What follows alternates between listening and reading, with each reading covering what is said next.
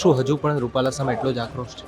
બિલકુલ આજે એક સત્રાણી તરીકે આજે પણ આજે એ દિવસ યાદ કરું, એ શબ્દો યાદ કરું અને એ પછીની એમની જે કોઈ માફી માંગેલી અથવા જે કોઈ ચિત્ર હતા ચોક્કસ છે. પણ એક જેમ આપણે વાત કરીએ ને, યુદ્ધો થતા હોય પહેલાંના સમયને પણ યાદ કરો કે તમે લડી લીધું, પરિણામ જે કોઈ આવે અમે સ્વીકારીએ છીએ જે કાંઈ પરિણામ આવ્યું એને, પણ ચોક્કસ એક રંજ એક રાજપૂતાણી તરીકે ચોક્કસ મનમાં રહે. અને બીજું કદાચ હું આપને એ પણથી કહું કે મેં મારા ત્યારે આંદોલનમાં જ્યારે મંચ પરથી કીધું હતું કે આપણને ખબર છે પરિણામ શું આવશે, કારણ કે સત્તાને આપણે જાણીએ છીએ અને જે રીતનું મતદાનની વાત હોય, પણ ત્યારે હું કહેતી હતી કે આ આંદોલન એવું બની રહેશે કે લોકશાહીમાં જે અધોપતન થાય છે નૈતિકતાનું, એની માટેનું આ આંદોલન છે.